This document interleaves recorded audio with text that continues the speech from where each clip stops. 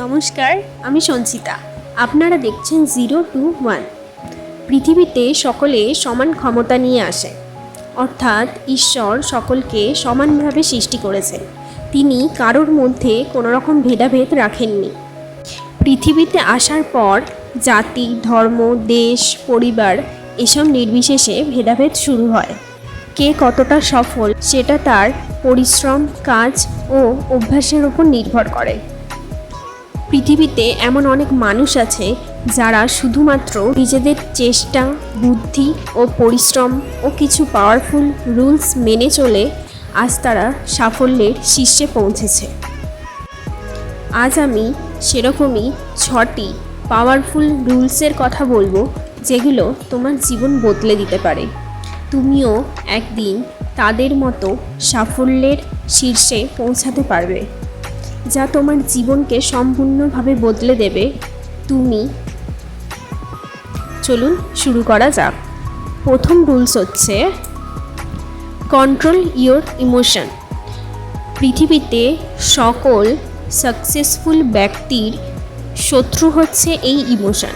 ব্যবসা থেকে শুরু করে প্রেম, ভালোবাসা সব কিছুর মূলেই রয়েছে এই ইমোশন।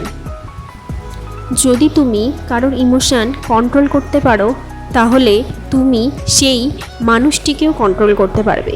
কিন্তু ভুল করেও তোমার ইমোশনগুলো অন্য কারোর হাতে ছেড়ে দিও না, কারণ তুমি যদি তোমার ইমোশন কন্ট্রোল করতে না পারো, তাহলে ওই ইমোশনগুলো তোমাকে কন্ট্রোল করা শুরু করবে।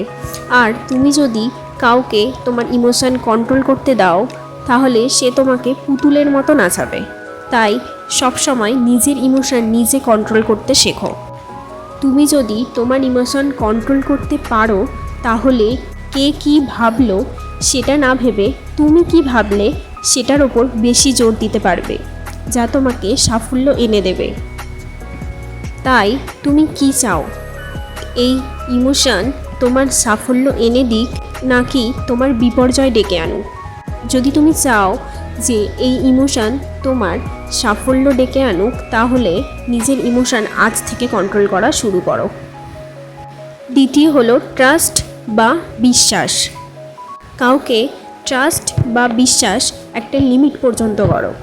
দেখো, বিশ্বাস করাটা অন্যায় কিছু না, কিন্তু কাউকে অন্ধ বিশ্বাস করা সেটা অন্যায় নয়, বরং পাপ।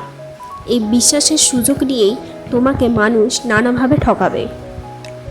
ইতিহাসের পাতা ঘাঁটলে দেখতে পাবে বাংলার শেষ নবাব সিরাজউদ্দৌলা কেন মারা গিয়েছিল। তার পরিবারের লোকেরাই তার সাথে বিশ্বাসঘাতকতা করেছিল। কাউকে নিজের থেকেও বেশি বিশ্বাস করতে যেও না, কারণ কে কখন কিভাবে সেই বিশ্বাসের সুযোগ নিয়ে তোমাকে ঠকাবে সেটা তুমি বুঝতেই পারবে না। তাই আবারও বলছি, একমাত্র নিজেকেই বিশ্বাস করো আর কাউকে বিশ্বাস করো না। তৃতীয় রুলস হলো জেদি হতে শেখো। যদি তোমার মধ্যে জেদ না থাকে, তাহলে তুমি কোনো কাজেই সফল হতে পারবে না। তোমার মধ্যে জেদ থাকাটা খুবই দরকার। এটা আমাকে করতে হবে মানে এটা আমাকে করতেই হবে, এটা আমার চাই মানে এটা আমার চাই। এরকম জেদ মনের মধ্যে নিয়ে আসো, যাতে তুমি পরবর্তীতে সাফল্য পেতে পারো। 4 নম্বর রুলস হচ্ছে আত্মনির্ভরশীল হতে শেখো। নিজের ওপর বিশ্বাস রাখো। দেখো, এতদিন তোমার আশেপাশে থাকা মানুষজন বা তোমার প্রিয়জনেরা তোমার কাজ করে দিয়ে এসেছে, কিন্তু ভাবো তো, একবার যদি সেই প্রিয়জনগুলো না থাকে, তখন একটা কথা ভুলে গেলে চলবে না যে সাঁতার কাটতে আমাদের কেউ শেখায়, কিন্তু পুকুরে সাঁতারটা আমাদের একাই কাটতে হয়। সবসময় মনে রাখবে, মেন্টর বা কোচের প্রয়োজন আছে, কিন্তু মেন্টর বা কোচ কখনোই কিন্তু খেলার ময়দানে নামে না। খেলার ময়দানে তোমাকেই খেলতে হবে। তাই আত্মনির্ভরশীল হও, নিজের প্রতি বিশ্বাস রাখো, তাহলে তুমি সাফল্য ঠিক পাবেই। 5 নম্বর রুলস হচ্ছে ভয়কে বিসর্জন দাও। ভবিষ্যতে কি হবে সেই কথা ভেবে ভয় পেয়ে ঘরে বসে থাকলে চলবে না। যা হবে দেখা যাবে, এরকম মেন্টালিটি তৈরি করতে হবে। তাহলেই তুমি জীবনে সাফল্য আনতে পারবে, কারণ তোমাকে পেছনে টেনে নেওয়ার মতো মানুষের অভাব হবে না, কিন্তু সামনে ঠেলে দেওয়ার মতো তুমি কাউকেই পাশে পাবে না। তাই ভয়কে বিসর্জন দিয়ে সামনে এগিয়ে যাও।